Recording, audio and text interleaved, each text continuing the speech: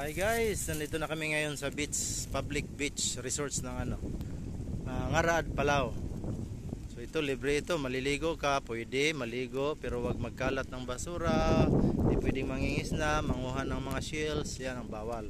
Ang pwede lang talaga dito maligo.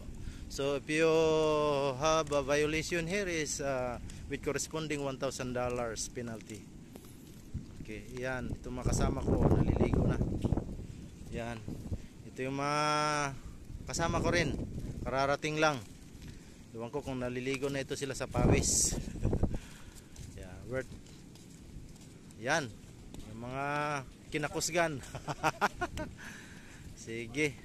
Pwede daw maligo. Tanong ako doon, pwede daw maligo. Bawal lang magkalat. Bawal mangisda. Yun ang sabi doon. Nagtanong ako doon sa lokal dito. Ito yung mga guide namin. Dalawang malalaking aso. Ayan, isa naliligo na.